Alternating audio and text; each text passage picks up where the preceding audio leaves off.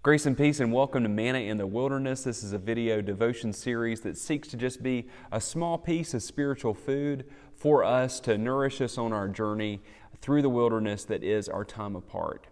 This week in worship, we're going to be focusing in on what it means to be a Christian community in the midst of a difficult context. We're going to be looking at the book of Acts, chapter 2, and this presentation of the idyllic Christian community that was living in the ancient world.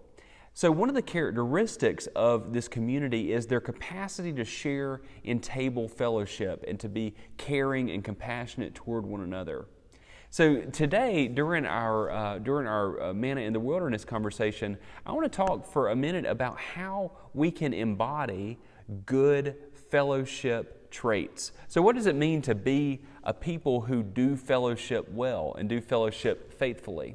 In the church, when we think of fellowship, we often think, at least for me, I think of a place, the fellowship hall. I think of activities like eating cookies and drinking punch.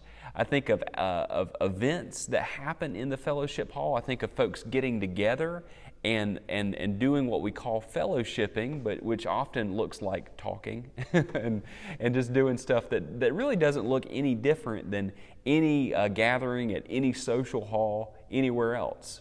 But there's something to Christian fellowship. There's something specific that we as Christians can embody that actually characterizes the gathering that we call fellowship as distinct and unique. So one of those characteristics is our capacity to listen to one another, to be compassionate through our listening. One of the WOW sessions that we did earlier in the year was on what we call active listening. And this is the process in which we as the listener are listening to another person, to a friend, to a loved one, to a neighbor. And what we're seeking to do is to keep the conversation about that person, to listen deeply to their needs and troubles, and to make sure that they know that they are fully heard and valued. And so this happens through processes like not shifting focus on ourselves. So for instance, if somebody's talking to you about some troubles that they're having, it's not a good idea to say, gosh, that sounds awful. I actually had a worse trouble one time, because of course that shifts the focus on you. And so active listening is a process in which we actively are seeking to listen fully to the person who's speaking to us. And this is a distinct form of compassion that Christians can embody as we seek to be people who do fellowship well, to do fellowship in a unique way. And so what I mean by this is when Christians gather to fellowship with one another, it's like a group of folks who are willing to listen compassionately and actively to the folks that they're gathering with. So in other words, when we gather in fellowship with our siblings in faith, we know that all of those people are willing to listen and care about our needs, to pray for us, to endeavor with us, to cry with us, to laugh with us. And that's what makes Christian fellowship distinct. Robert, my son, got a book from Dolly Parton's Imagination Library the other week, and I thought that it was just a really good expression of what it means to listen well and how we might learn the benefit of listening well. And so I'm going to read this book to us here. It's called The Rabbit Listened.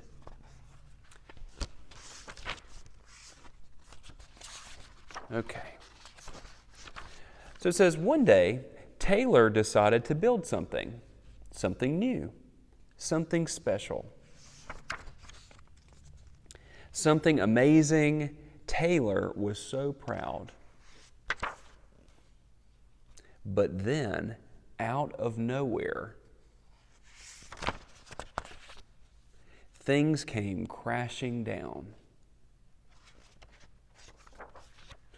The chicken was the first to notice.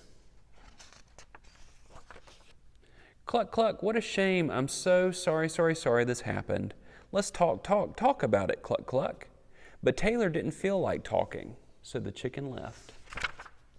Next came the bear. Grar, rar, how horrible. I bet you feel so angry. Let's shout about it. Gar, rar, rar. But Taylor didn't feel like shouting, and so the bear left. The elephant knew just what to do. Trump-da-dum. I can fix this. We just need to remember exactly the way things were. But Taylor didn't feel like remembering, so the elephant also left. One by one they came. The hyena, hee, let's laugh about it. The ostrich, gulp, let's hide and pretend nothing happened. The kangaroo, tisk, tisk, what a mess. Let's throw it all away. And the snake, shh, let's knock down someone else's. But Taylor didn't feel like doing anything with anybody, and so eventually they all left until Taylor was alone. In the quiet, Taylor didn't even notice the rabbit, but it moved closer and closer until Taylor could feel its warm body. Together they sat in silence until Taylor said, "Please stay with me." The rabbit listened. The rabbit listened as Taylor talked. The rabbit listened as Taylor shouted. The rabbit listened as Taylor remembered and laughed. The rabbit listened to Taylor's plans to hide, to throw everything away, to ruin things for someone else. Through it all, the rabbit never left. And when the time was right, the rabbit listened to Taylor's plans to build again. "I can't wait," said Taylor. "It's going to be amazing." The end. I thought that this was a really wonderful book because it shows us in the form of a children's book how important it is to do the holy task of active, compassionate listening, and how that really embodies what God calls us to in Christian community. In this book, we see that when times are looking bad, when things happen out of nowhere, like for instance the context that we're living in right now, sometimes, and we probably know folks like this, folks want to get mad with you, folks want to make plans to fix it with you, folks want to immediately talk about it, folks want to immediately run and hide or be malicious to another person. Folks want to do these things because they think that they're helping and they have good intentions. But what's distinct about the Christian call to fellowship is that our call is to do what the rabbit did, to just be with people in their need, to inhabit space with them. It could be, of course, digital space. We could text people or call people. But to just simply be with people and let them know that they're valued, let them know that they're heard, and just make sure that they know that they are not alone. And that's what listening essentially at the end of the day does. It lets people know that they're valuable and that they're not alone. And I hope that through these next few weeks, as we are, deep into this pandemic, I think we're at 6, 7 weeks, where fatigue is really setting in. And I know I'm feeling it myself, but sometimes folks just really need to be listened to. And so I encourage you to call a family member, call a friend, and simply listen to them. Ask how they are, and just simply listen to them. And if you get a sense that they're not doing well, see if you can do what the rabbit did and simply listen. Don't try to fix. Don't try to shift the conversation to a vantage point that you are leading the conversation anymore. Try not to make plans to immediately fix. Just simply validate their experience and let them know that they're valuable and that they're not alone by listening.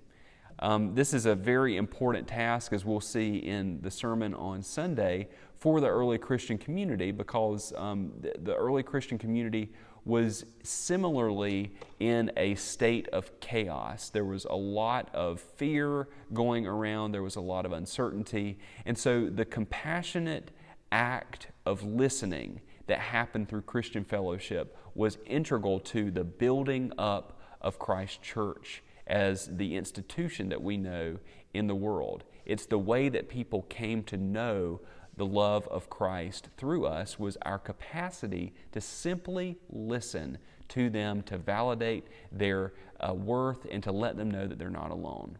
I hope that you'll do this with someone this week, and if you need someone to actually be that for you, you know that you can get in touch with me, and I would be happy to simply listen and to just be and share space with you. It's an honor to be your pastor, and it's an honor to share this space with you as we go through this Manna in the Wilderness series. See you later. Bye-bye.